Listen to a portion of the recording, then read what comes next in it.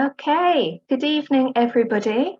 It is wonderful to see so many of you joining us here tonight for our S.A.L.V.E Summit event. I know a few more people will be coming and joining us as we head along, but I think let's get started since we said it will be a prompt start at 7:30 and there's a lot that we want to get through this evening. So as you may know, we've just recently celebrated S.A.L.V.'s 15th birthday. Some of us were lucky enough to get to celebrate that on top of a mountain in Uganda. And we're delighted to get to spend a bit of time with you this evening, sharing more about our recent successes and also some of the challenges that we are facing at the moment and some of the recent research that we've been working on. So tonight we are very lucky to have the wonderful Alice Morrison with us, who is both an adventurer and a writer. I think it's a wonderful job title to be an adventurer. And yeah, she recently came out to Uganda to visit S.A.L.V.E and has been a long-term supporter. So she will be sharing a bit about her visit with us later in the session. And also she will be drawing our raffle for us. So now with no further ado, I would like to introduce Alfred to you. I mean, many of you may already know Alfred. So he is our wonderful Ugandan director, and I just want to appreciate him as well. So it is 7:30 here in the UK, but it is 9:30 in Uganda. So thank you so much for joining us this late, Alfred. And I know everyone's going to be really excited to hear from you. There we go. Yes, I would like to welcome you all to our S.A.L.V.E Summit event on behalf of the whole team here in Uganda. My name is Alfred Ochaya, and I'm the director for S.A.L.V.E International. We recently climbed, Mountain Elgon together to celebrate S.A.L.V.'s 15th birthday. And as I stood on top of the mountain and I could see across into Kenya, it was a good opportunity to think about how far we have come across as a charity. I am just going to briefly share some of our recent successes as S.A.L.V.E with you tonight, and none of which would be possible without your support for her work. I want to really, again, thank you for believing in us and for wanting to help us more to ensure that there is no street called home for street-connected children in Uganda, because we believe there is no street called home. S.A.L.V.E operates through a number of programs to help the street-connected children. One of the programs that we do offer is through the street outreach services. 2,459 children have accessed our services since we started operating in 2008. This is a huge number of children that we have helped to provide food, provide medical care, provide counseling, provide facilities too as needed. We are the trusted adults they need to turn to while on the streets, because while on the street they don't have anybody that they can turn to. So our social workers, they are always there for them. We also have our halfway homes, a loving home for the street-connected children. Through our halfway homes, we've managed to have 578 children stay in our halfway homes on their journey as they are off the streets. As they stay here for up to 3 months, getting the care they need to heal, both physically and mentally, from time on the streets. For situations where the social workers have failed to trace for their families, we still bring them back to our halfway homes for further counseling, for further investigation, where they came from. Then for those that we are not able to find their parents, we work with the authorities, with the local government, to place them into foster care. We also have our drug rehab program, and this is a program that is also doing well.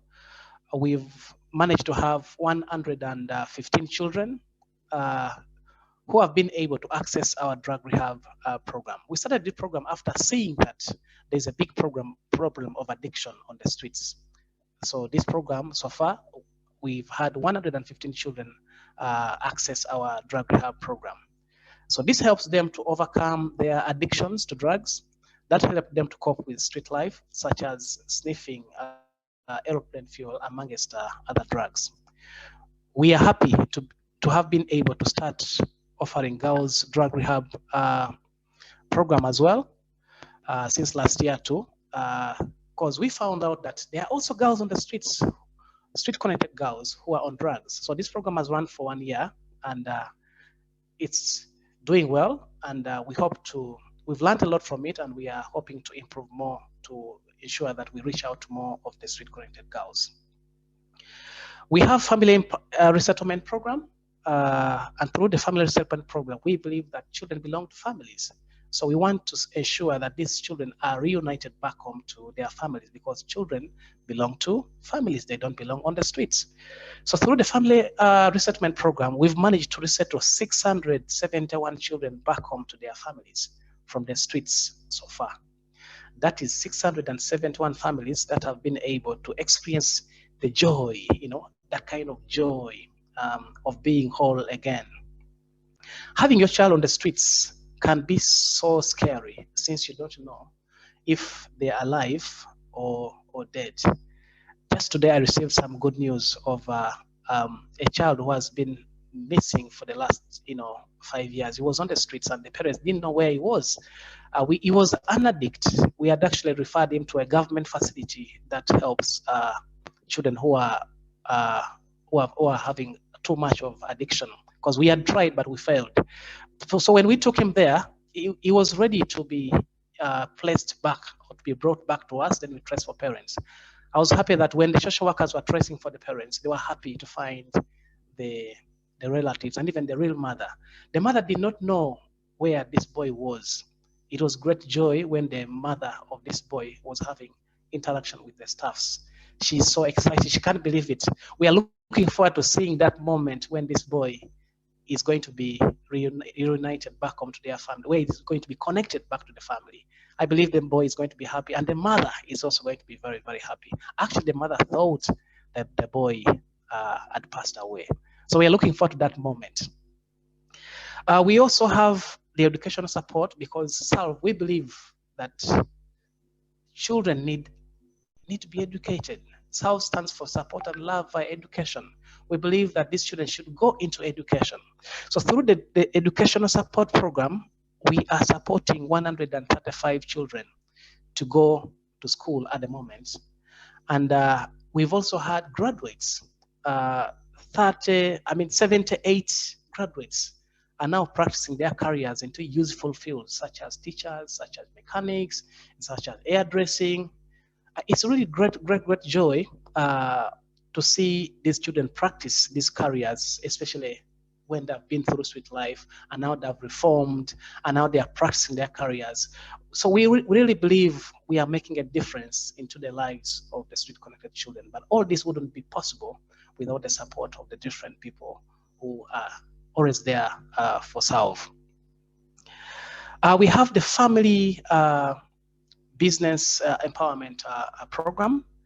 Through the Family Business Empowerment Program, we have helped 297 caregivers and the family members of these children to get business training, and also we've managed to give them startup capital. They need to begin small businesses that help them to look after their family needs, such as, of course, they have needs like rent, needs like food, needs like medical care, needs like school fees. So we've started this program to ensure that at least these families are able to provide these basic needs for their children. Yes, so far this program is moving on well, and we are looking at reaching a level where these families are able to provide, to be self-sustaining. Self-sustaining in a way that they're able to provide school fees for their children, in a way that they're able to provide rent. And yeah, we've seen that so far we've had 6 families that are really, really doing well, and they are no longer needing our support as a charity. And this is the direction we want to take. We want to ensure that the other more families that we are working with are also able to be self-sustaining. Because when we do this, we will have few children coming to run to the streets due to poverty issues, because the families are able to provide for their children. So we have a lot to do into this, and we know that it is going to be possible. Yeah, we also participated in a fruit tree planting program. Yeah, and actually we managed to plant 5,533 fruit trees. These trees were actually planted into schools, and actually children are now enjoying the fruits. Students in school are enjoying the fruits of of having a fruit tree. And of course, trees also come along with a number of advantages. I really want to thank you for helping to make this work possible. Every child that leaves the streets, every family that is united and empowered, and every child that is back in school is a huge achievement. This creates a ripple effect in their community as the family shares their skills and hope for the future with others. I now want to share the story of one resilient grandmother, Dada, who has inspired us a lot. Please enjoy this video from her as she shares more about her story. Thank you. Hi, I'm Maureen Karshabe. I work with S.A.L.V.E International as the Family Support and Business Manager. And with me is Jamawa. She's someone that we have worked with for some time.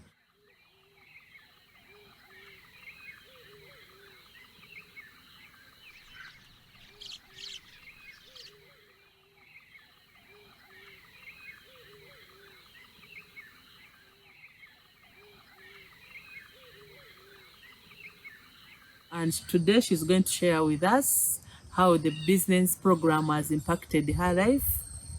Thank you. Jama osobola otukoberaku obulamu bwo bwali butya nga tukali kusanga nga tukali kuta mu business program yaife obulamu bwo bwali butya tunumizeeko obulamu obwo bwali buzibu kubanga nalinga nine masini yange aye nga nzira capital kale bwe mwansembeza nenfuna capital tiri bubi waire mubamu kunakendera mukulwa kwenda kugula gale mala nezimba ayengera ndi kujanga kabiri nkola ki nina mpola n'abaana basoma abantu bangi balinga twayiyayo okuyita mu programu eno osoboire okusanga abantu abandi nafuna emikwano gyanderegesa n'okutereka wayega okutereka era okutereka okwo kwanamba mu kuzimba nga kutukaluubiriza kuya kubakalubiriza wali ekyeigulo olwisi ekyomusana toliire era nze nebaza S.A.L.V.E ino kuba yentoire wawangu. Yes, she's appreciating S.A.L.V.E for the beautiful work that we have done in her life, and thank you to everyone.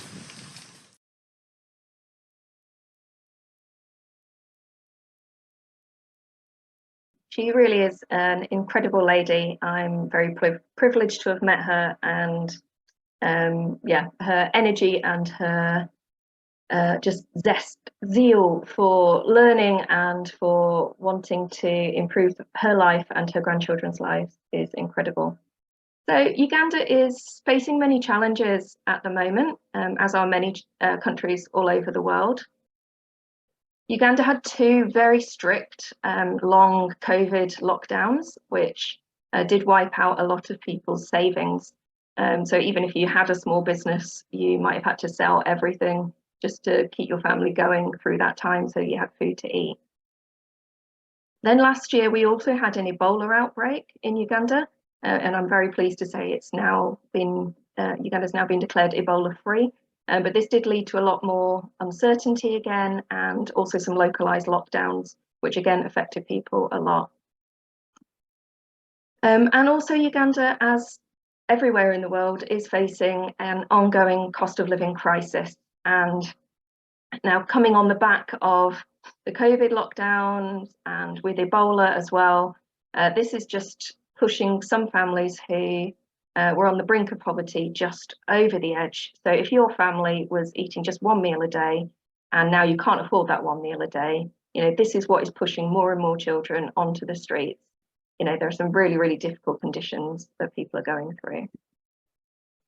So as a result of this, we thought we needed to do some more research to try to find out how many children really are on the streets, because we could see a big increase. We've seen, for example, in the last year, there's been a 53% increase in the number of children coming to our drop-in centres. But we didn't really know the scale of the problem, so we thought we needed to do some research to try and find out roughly how many children are on the streets in and around Ginger City. So we did this research in both January and February this year.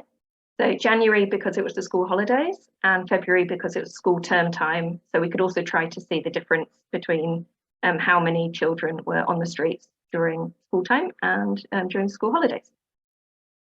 So now I have a question for you, and using the wonders of Zoom technology, I'm going to ask you all a poll. So it's going to launch up on your screen now.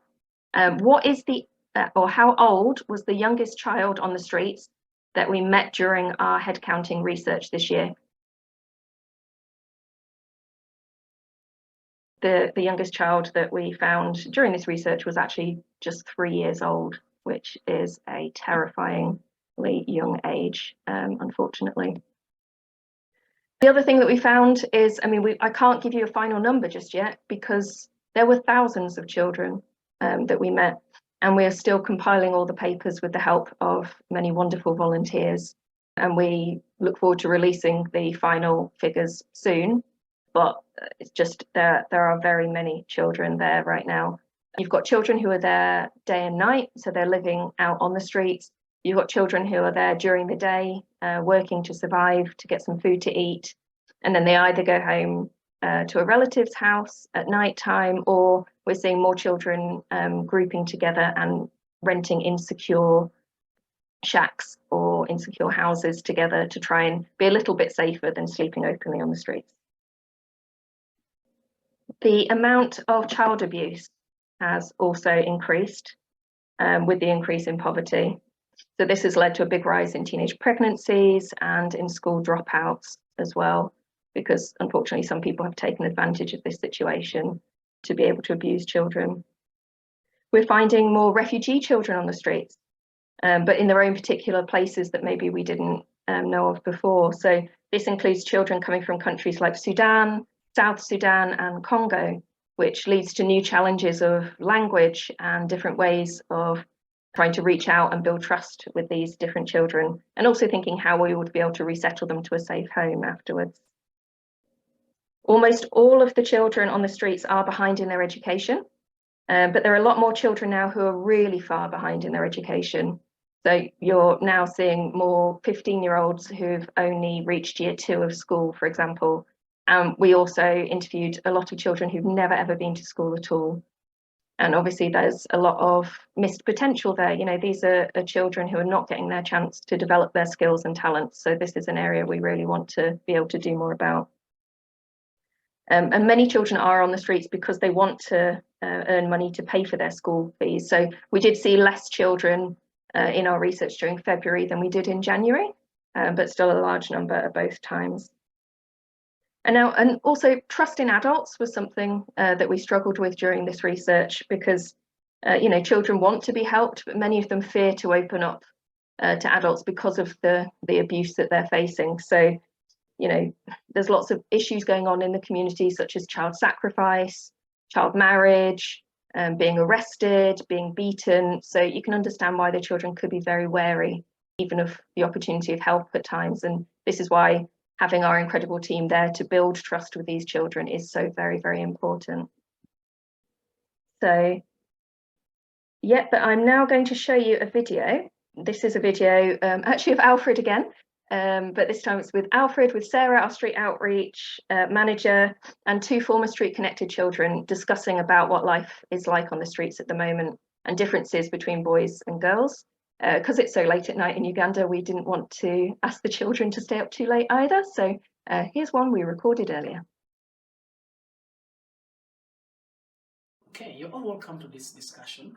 Yeah, we are talking about street life, and we have both boys and girls on the streets. We have reasons why boys are many in the streets.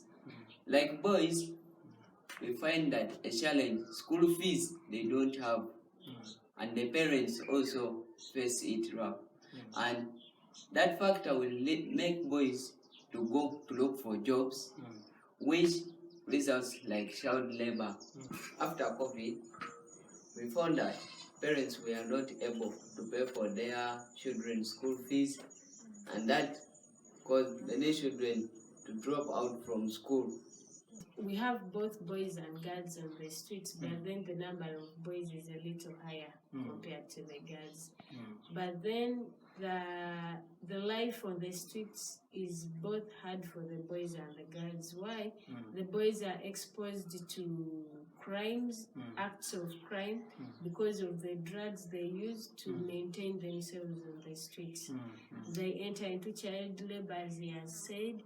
Then also like challenges come from home that leads them to run to the streets. Then for the girls, girls are more vulnerable. They don't have where to sleep. They don't have what to eat, and most of them are forced into prostitution, and they end up getting pregnant. Okay, yeah, thank you for sharing with us. The reason why girls go to street, it's that where they stay. For you say that, my parents doesn't love me, so you just say that let me leave this house, and then I go where I can get peace. So that's when they go to the streets. Yes. So what are some of these problems that these children face while they are on the streets? They take drugs. Okay. Like those drugs also, they are making us boys to change. A boy who used to be good when he was in their home, now is a boy who is disturbing the world. Like, there are a lot of challenges that girls face on the streets. First of all, they're taken advantage of. Like, they're vulnerable. Then other men use them, like, they find them standing, then somebody's like, I can give you where to sleep, I can give you what to eat, but afterwards they have to pay it with their bodies. So like they're introduced into prostitution, not willingly, but because of the condition. Then also they have issues like they don't have where to sleep. The verandas in most cases are taken up by the big boys. So getting a place to hide on the streets becomes hard. And girls at the street, they doesn't have what to wear, like clothes. They doesn't get enough food at street and medication. After COVID, the number of children at school, it was not much. Some of the girls got pregnant and they never went back to school. So what do you think we can do to reduce on the number of children living on the streets? Or what can we do to ensure that children don't leave their homes and come to the streets? So Anita, what do you think? I think parents, you should love your children and educate them. Yeah, like to me, with the time I've interacted with children on the streets, basically it all starts at home. Like the conditions these children go through at home are those that determine they are coming to the streets. And also the government should help fund organizations that are helping street connected children. Yes, Peter, what do you think? For me, I think that parents should provide enough basic needs to their children. I encourage children to join some organizations like S.A.L.V.E because it really helps children to be taken back to their homes for resettlement. Another thing is that even providing education, because education is a key to success.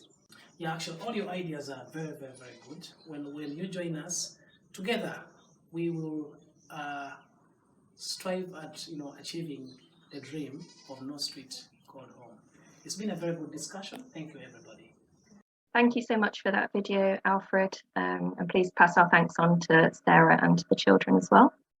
So now I would like to pass over to Alice, if you're ready, Alice, and ask you just to share a little bit with us about your time in Uganda recently. Thank you very much, Nicola. Hello, everyone. So I have a very long history with Uganda because I arrived there when I was 6 weeks old. Both my parents were teachers and we lived in Kichwamba near Fort Portal in the mountains. So I understood the value of education from a very, very young age. And I also had a love of Uganda from a very young age. So when I was lucky enough to come and visit Nicola and Alfred and the team for their summer camp, I was amazed by the gorgeous, fantastic, lively children I met there, because I had a stereotype before I came, which was these children come from such unfortunate backgrounds. They've had such a hard time that their spirits would have been crushed. But look how wrong I was. Wonderful children achieving more than most people achieve with, normal, safe, happy backgrounds. These children I found totally inspirational for their dedication, their discipline, their determination to go back to school and to learn. So then I had the joy also of meeting the boy that I had sponsored through his schooling. Here he is, Mutenga Mubarak. And I genuinely didn't expect to feel such an intense connection with him, because I thought, for him, I won't mean anything. I'm just a sponsor, I give money, which is, if you like, it's the easiest thing to give, isn't it? When you see what work the S.A.L.V.E team do, how the social workers and the teachers and the counselors and the mentors, how much they give. Money is really very little. But when I met Mutenga, we had a true bond, and I felt so happy and proud that I had been a very small cog in the team that have enabled his education, and now he's gone on to be a mechanic. Life is still really, really hard for him, but at least he has a chance. So then, after spending time with wonderful children at camp, we started to climb the volcano. Here we are, climbing through the rainforest. You can see the shafts of light there, like God was looking down on us. And then the absolutely spectacular mountain scenery and views, the extraordinary plants that are part of East Africa and East Africa alone. It was a wonderful experience, and I think you can see from all our faces, the team there at the top, that we really enjoyed it. And most importantly, that the most important thing is that we raised lots and lots of money for S.A.L.V.E. So for me, that was a real climbing with a purpose.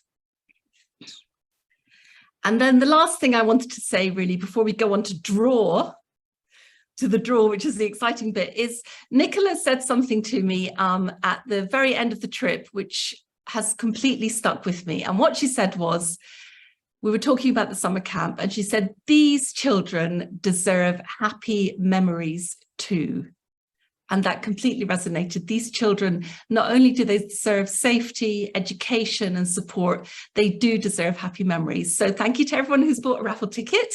Thank you to all the kind sponsors, because you have enabled these children to have an education and also to have some happy memories.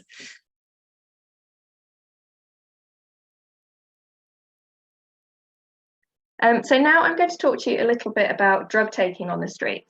So towards the end of last year, a wonderful volunteer called Joe came out and partnered with our team in Uganda to help to conduct some more research into drug taking on the streets.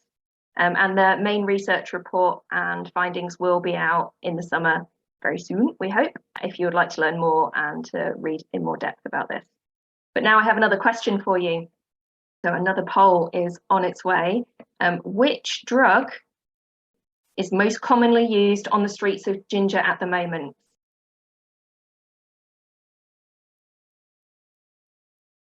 Mafuta or aeroplane fuel is the most commonly used drug on the streets. And the recent research that was carried out does suggest this is due to its easy availability and also its cheap cost that encourages children to use it. So the research also explored reasons why children turn to the streets and why they turn to drugs. 13-year-old Faith shared, "I left home because my auntie used to force me to go out onto the streets to find food as we did not have any. Eventually, I ended up staying in the markets overnight instead of going home. This is because my friends told me to stay." So what we've seen from this research is that for many children such as Faith, a combination of factors such as being asked to be an adult in the home, be a provider, the poverty of home, peer influence, all of these are a factor to play that led her onto the streets and that led her to taking drugs as well. So the research showed that most children start their drug use when they come to the streets rather than before. So it is very much a coping mechanism with the difficult life that they're leading. So the children said that they use drugs to stop them feeling hungry, to keep warm at night, to be able to sleep, to forget their problems, to feel happier. And also, if you're doing child labour, you might have to work for many hours in very difficult conditions, and it makes you feel stronger for doing that. We saw that girls are less likely to take drugs than boys on the streets, but when they do, they feel like they're judged more harshly because they're a girl. So they feel like society views them worse for taking the drugs than the boys. Like Alfred mentioned earlier, we are really excited that towards the end of last year, we were able to start a drug rehab program for girls for the first time. So previously we hadn't had the space to be able to house girls until we got our amazing new girls' house, the beautiful big building you will see later on. And also we hadn't realised there were as many girls sort of in need of this service as there are. So it has been a really good learning experience to work with these girls to try and see what kind of specialist services they need to help them. So now I'm going to show you another short video, this time of an incredible young man called Stephen. So I was very privileged, as were some others here, like Alice, to get to climb Mount Elgon with Stephen. But his story is incredibly inspirational. We met Steve when he was on the streets. He used to take drugs. He went through our education program. He was reunited with his family, and he's now come back and he volunteers as a peer mentor, sharing his experiences to inspire and support other children to be able to successfully leave the streets. So I hope you find his story as inspirational as the rest of us do.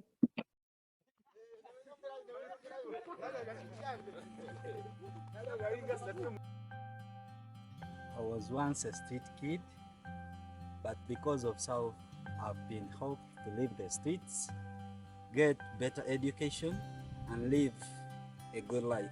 So S.A.L.V.E has helped me from zero to where I am now.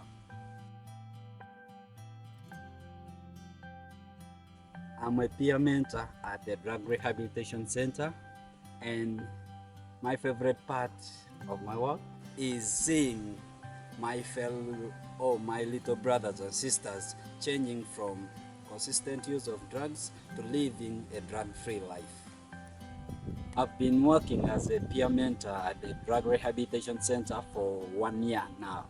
And what made me to decide on coming for this post was to help my little brothers and sisters see that they also leave the streets and live a drug-free life. And you cannot even imagine how happy I was when I was told that I've got the chance to also do it as a give back to S.A.L.V.E, saying thank you for all the things they have done in my life.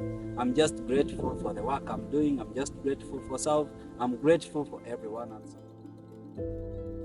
You know, living on the streets, living the street life, it is not easy to change. But when you see a child transforming from living on the streets and focusing, drawing plans to see how he or she can live a bright future, that makes me so happy, and I know that every staff of S.A.L.V.E is happy for that. You cannot imagine the work that S.A.L.V.E is doing in the lives of the children who have been living on the streets of Uganda.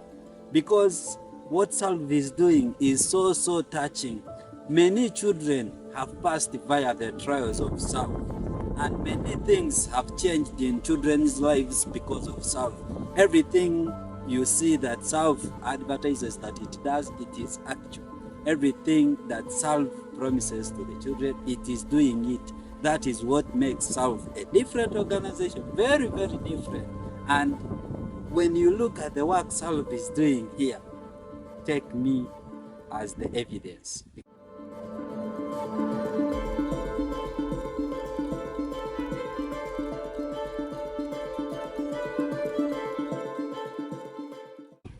S.A.L.V.E is one of a kind. S.A.L.V.E is one in a million.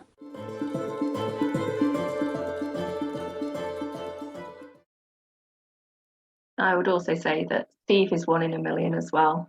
His huge heart for giving back to the other children is incredible and really inspires us all every day, and also motivates you and shows you, you know, if we are helping children now, they'll be the ones to help others in the future. You know, they will pass it on, they will give back, and they will keep like rolling that stone of positivity forwards, which is incredible.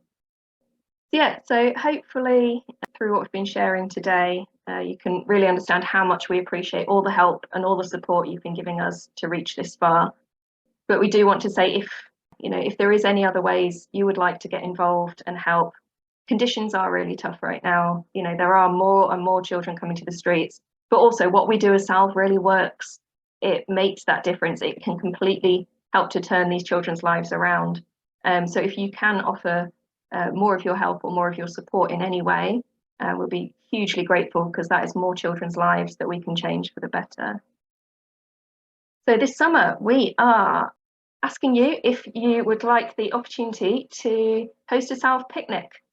So, you know, a picnic is a great time to spend quality time with friends, with family, and also to help S.A.L.V.E at the same time. You know, time together is really precious, and food is also a wonderful thing.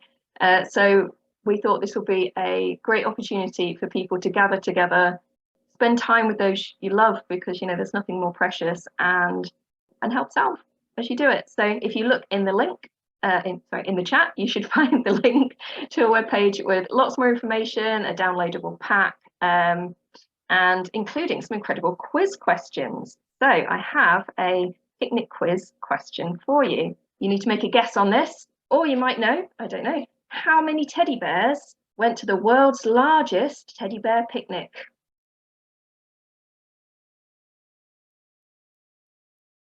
So the answer is 33,573 teddy bears went to a teddy bears picnic at Dublin Zoo. Now, you know, Guinness World Records like that are there to be broken. So if you would like to use your S.A.L.V.E picnic as an opportunity to have an even larger teddy bears picnic, feel free. That would be incredible. We would love that. You could also maybe get inspired. You know, we've just recently climbed Mount Elgon. I'm actually taking part in the Peak District Challenge for S.A.L.V.E on the 8th of July, as are some others who are on the call here tonight. So I'm doing the 50K challenge. You're most welcome to come join me in my team. Also, we've got some people doing the 25K. There's also a 100K option. So, you know, if you would like to come and get involved in the Peak District Challenge, please do. We would love to have you join us. But you can also choose another challenge that might inspire you. Like, you know, if there's something you've always wanted to do, it's a chance to motivate yourself to train for something, and also raise funds to help S.A.L.V.E at the same time.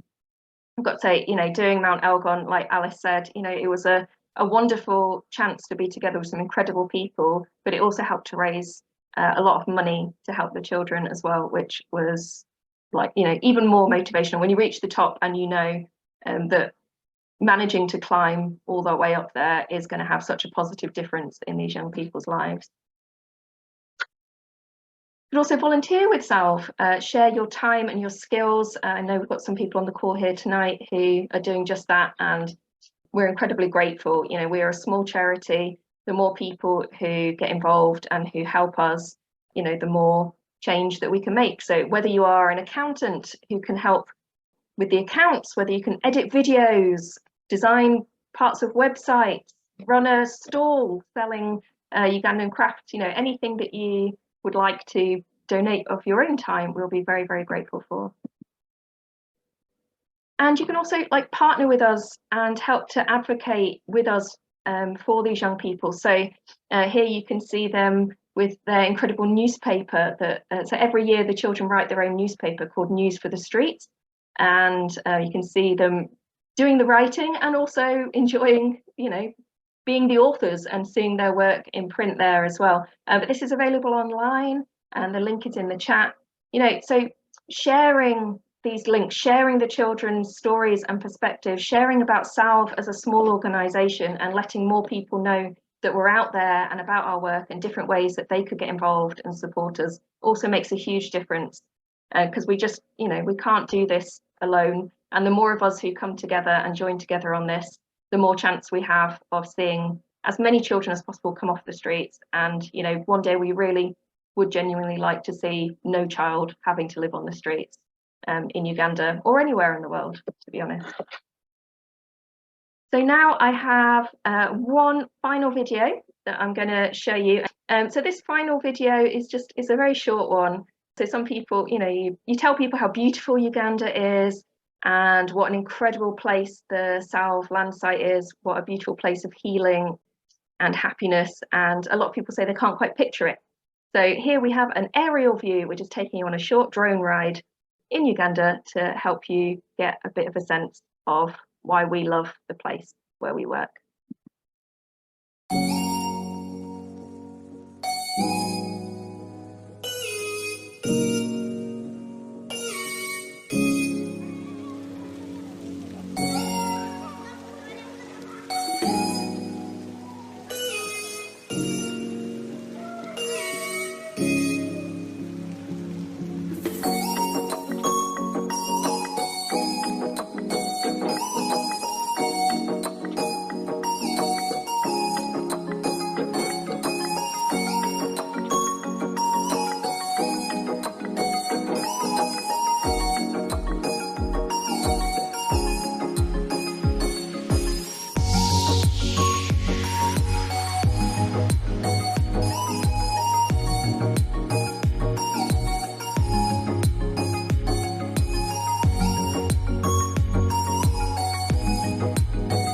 I hope you enjoyed that short flight over Uganda with us, and just seeing S.A.L.V.E from the air. I think lots of people say they can never quite get a sense of like how big this place is that we're talking about and how it can fit a playground and a football pitch and all these various houses. So hopefully that helps to put it a bit more in perspective for you from seeing that.